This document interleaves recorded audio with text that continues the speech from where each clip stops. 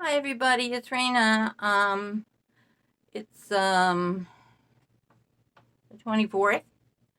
Sorry I haven't been on for three three weeks or something like that, but I just needed a break.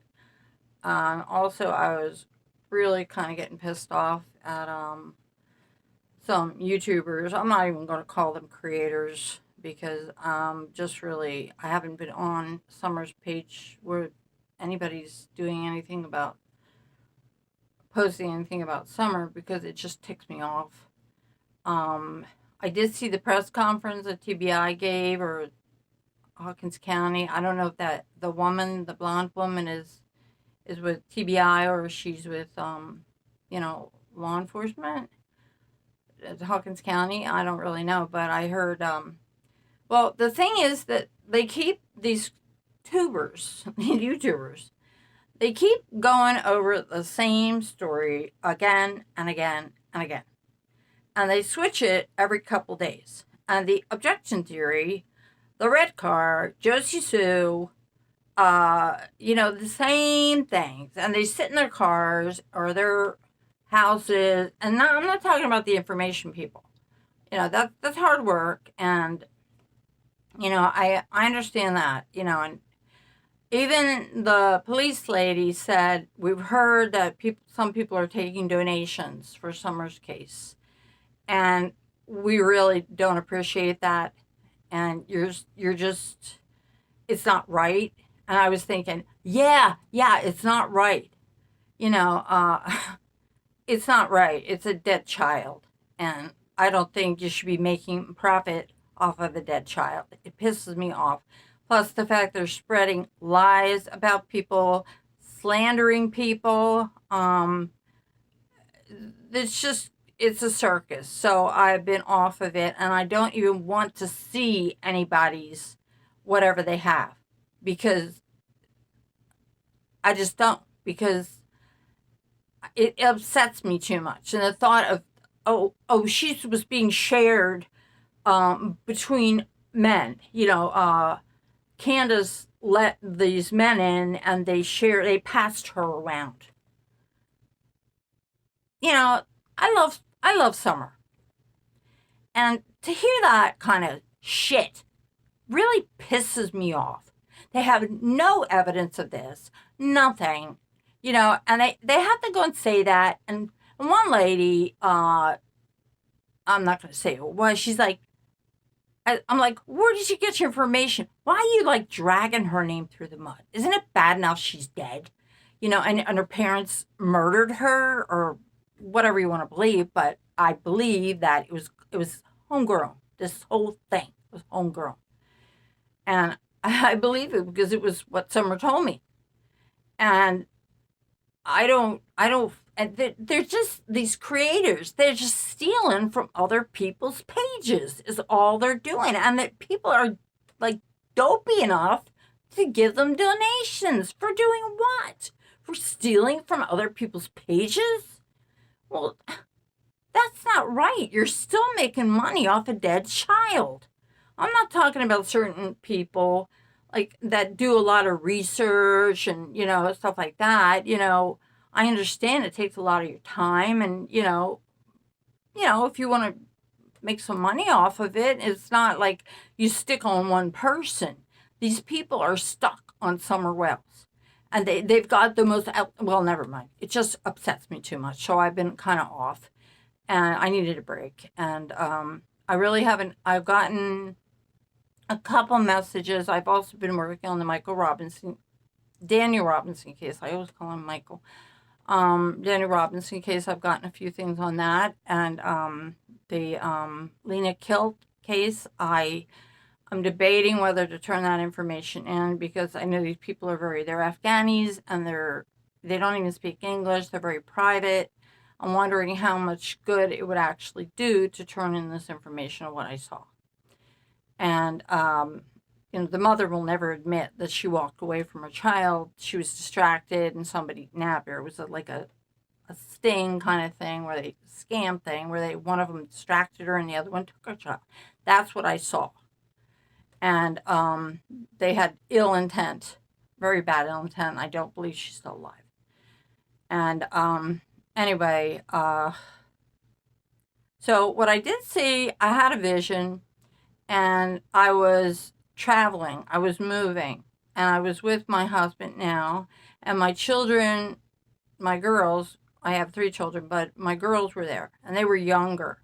And we had this U-Haul where we had all our stuff in it, and we lived in New York, but it looked more like Pennsylvania.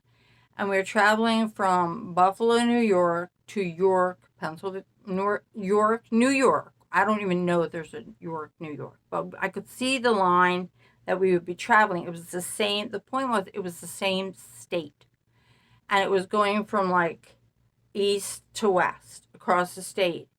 And we had like all these items, and we'd have to stop periodically and ship them around in the U-Haul.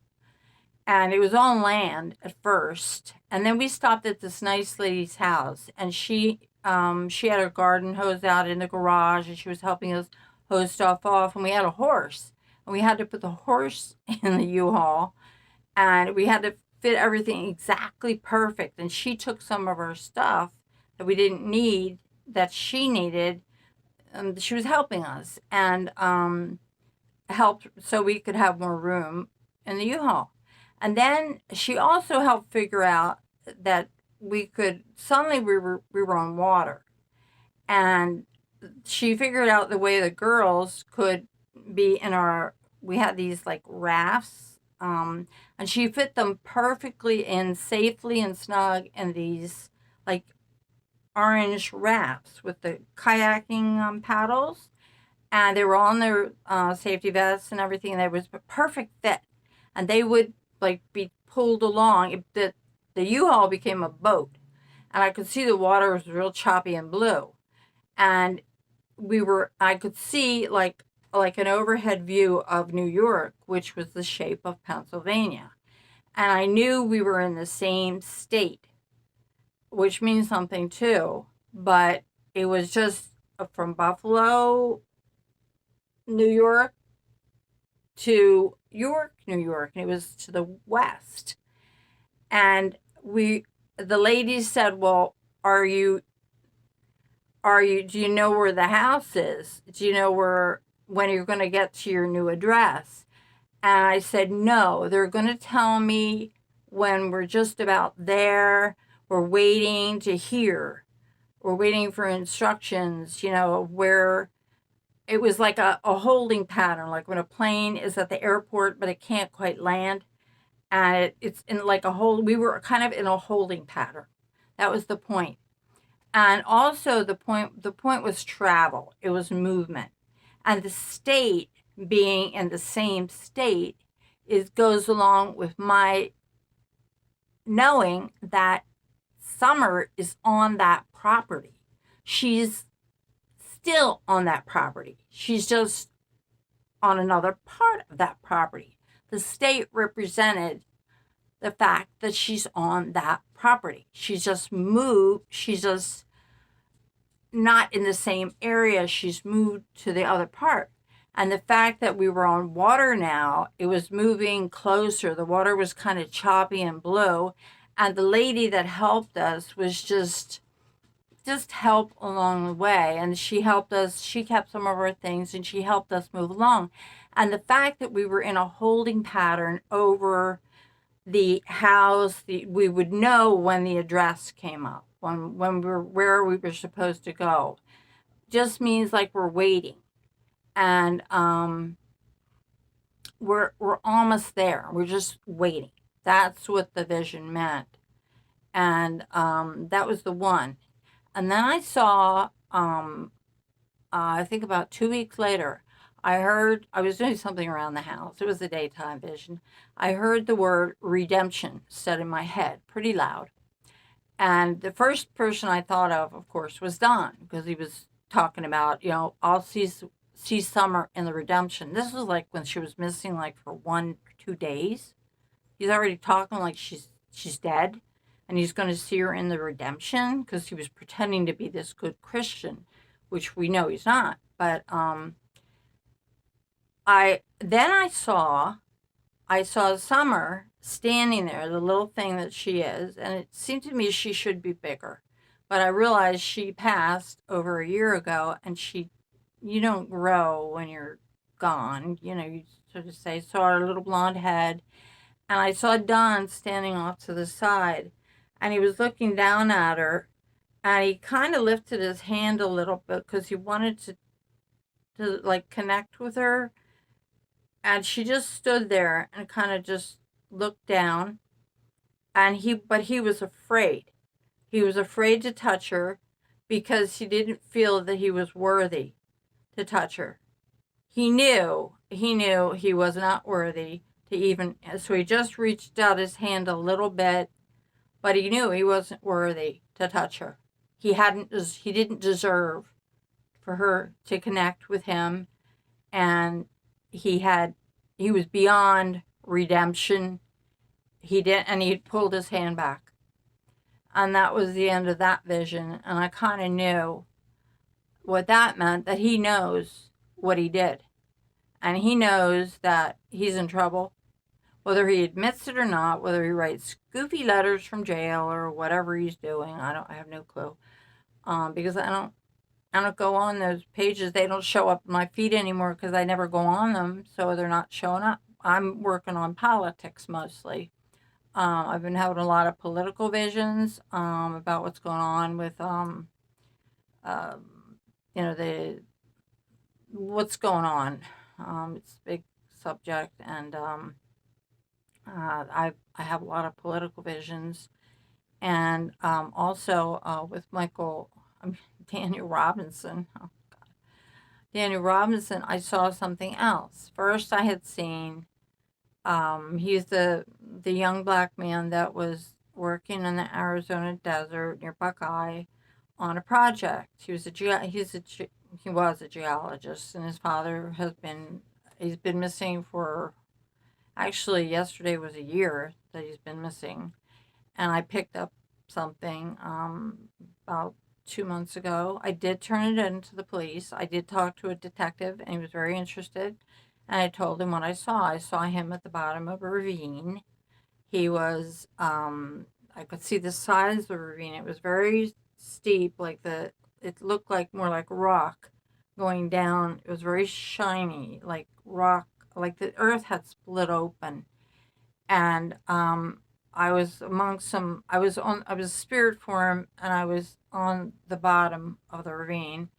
And I've written about this before, but for those of you who didn't see it, and I saw a boulder, and I saw small stones, and the ravine bottom was about 5 feet wide, and it was tall. I saw the sun beating down on the rock that was across, right? Look, I was on one side, like on looking out, and I saw his mummified remains and his head against the rock, and his bones were all broken, but he was very well preserved.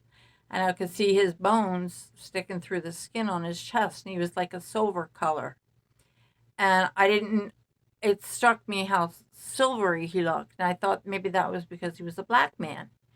And because I've really never seen a mummy in person before. And this was a natural mummification because he'd been in the desert. And I was taken up top, and his bones were all like jumbled up and twisted, and his arm was like over here, and his head was like resting against this pretty big boulder, and there were some stones on top of him and around him, and I saw the ravine went forward, but I didn't know how far it went, and I was standing topside, and I was looking from the other side, where I had been on the right side of the ravine, and I was looking from the left side on the top. And I looked into it, and it was like it just kind of snuck up on you. It was like if you took a wrong step and in the dark or something, you just fall right into it. And I was thinking, and also when I saw his body, his skeleton, he was like 3/4 angle looking at me, his face, and I saw his ear and like a 3/4 view of his face. And I said immediately to his father, who wasn't there, I said, "Oh God, I'm so sorry." And I looked at the ravine. I thought, "Oh my God, this is so dangerous. An animal would could walk into there, or a person. This must be like off limits." And it was like flat, and then all of a sudden it looked like the earth had like opened up, and I got the feeling like once a river had flowed through there that made the sides of the ravine so smooth. And I told all this to the policeman, the detective. He was very interested. He wrote everything down, and then I again had another vision a few weeks later, and he said, and I asked Daniel. I said, I looked around on Google Earth, and I looked at the places that where he was last, where the Jeep that he'd been driving away from his work site when his coworker came to work, he immediately left and he drove off into the desert. And there's down there's a shooting range. It's all desert, and then a penitentiary. And that's the last the coworker said he saw of him. He left. It was kind of strange because he left early that day, really early. Didn't even stay, and usually works, a couple hours. You can only work so long in the hot sun in Arizona. So anyway, I saw a map, and I asked him. I asked, if he could show me. I was looking all over the place, and I thought, there's no way you need to show me where you are, because I can't. The places on the map are so few and far between. In the desert part of when you drive out of Buckeye, it kind of becomes desert.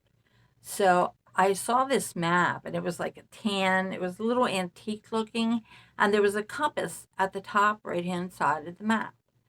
And I've never really paid much attention to maps, but I knew it was a compass. And it, with the north, south, east, and west. And next to the compass were numbers and a letter. And it was the number 16, very clearly. And over the next couple of days, it became clearer and clearer. And next to the 16 was an N. And it was half as tall as the 16. And and I tried to change it. I tried to switch. My husband looked at his phone. He tried to figure out which way. It would have meant he was going back the way he came, Daniel. The road back in the direction where Buckeye was, where he was living. And anyway, so I called a detective, and he called me back right away. And he said, "What?" I told him what I saw, and he said he would go out there as soon as he could, and he would check it out. He says there's a lot of ravines in that area, and so I haven't heard anything yet. That was about a week and a half ago, and I'm asking Daniel again. Give me something more. Can you tell me something more? And I was really happy that this detective, really great, that he listened to me. And he was very interested when he said, "Wait a minute, wait, let me write this down." And he said, "There's a lot of ravines in that area that you're like showing me. It's at 16 degrees north from where the Jeep was found. That there's a lot of very kind of a dangerous area." And I said, "Yeah." And I said, "I don't know why he would. I guess he would be trying to get home, like walk." And so anyway, that was what I saw. And let's see. And today I asked, I've been trying to talk to Summer, and she doesn't really come into my presence much anymore, even though I know she's going to be found, and I've seen it, and it's very frustrating knowing things that she's shown me. And that's also another reason I try to stay off of it, because I know when it happens, I'm gonna know, I'm gonna hear about it. So I asked her. I said, "Okay, Summer." I said, I keep asking her when, and then I said, "Well, who's gonna find you?" And right away in my head, very loud and clear, She said South, Midwest. She said Midwest. And I thought, okay, it never occurred to me. I thought like a person would find that's Midwest EquiSearch. If I'm right, I haven't looked it up, but I'm pretty sure they call themselves Midwest EquiSearch. And I thought, oh my God, that would be like possible that they would come back, and look, and do another search and find her. And so I'm gonna get in touch with Dave Rader. I just had this morning, and if anybody knows if this is it, I can look it up. But they said whoever said it said Midwest, and it was very clear. And I thought that would make sense. So that's so far what I've gotten from anybody from Summer, and I'm still trying to communicate with Daniel. And I'm getting a lot of political things, which I'm not going to post because I know it's almost over with this administration, and things are going to get better. And there was a big decision made today, obviously, and yesterday there was some big decisions, and it looks like our side is kind of getting somewhere, winning, going back to God, and so anyway, I'm happy about that because without God, without your spiritual life, your soul is the most valuable thing you have, and um, you know. So anyway, I'm never gonna forget about Little Summer. I won't forget about Daniel. I will turn my information into Lena. I don't know. I have to. And I've already turned in as much information in about other cases that I can, like Flight 370 Malaysia. I saw that one. I don't know why I saw it. A few years ago, I saw a lot of information about it. I saw where the plane landed in the water, way down near Perth, and they were looking 1,100 miles away at the beginning. And a year later, they were looking down around, but they were still looking. They're planning another search to find this airplane, but they're still in the wrong area. And they're trying to, this man is sure that he knows where this plane landed, but when it first happened and I saw my first vision of it, I said, Bobby, I know where the plane landed. I saw it. I saw over the spot. I saw Perth. It was a dot on a map, like I was looking from way up high. I said, the plane landed right there, a couple hundred miles up from Perth, out a few hundred miles, but not as much as north on the land, but less going out to sea. That's where the plane landed. And then they started looking eventually because of the way the plane wreckage was flowing. They determined that the plane landed approximately where I said it did. And they're still going to be looking in the wrong place because this guy has already pinpointed where he's going to look. And it's still in the wrong place, but they're not going to listen to me. I mean, this would be a multi-million-dollar operation. So anyway, I know where the plane landed. I know what happened, and so I'm gonna bid you goodbye, and hope everybody's well and enjoying the summer. And we're keep trying, you know. And I will keep you updated on information, and I just will stay off other YouTubers' channels because they piss me off. And I know Summer's going to be found. And they said Midwest search. And so that's get in touch with Dave Rader and find out when the next search is going to be. Because obviously local law enforcement isn't, they could have torn that whole property apart, but they didn't because whatever. Okay, you everybody take care and I love you. Talk to you soon. Bye bye.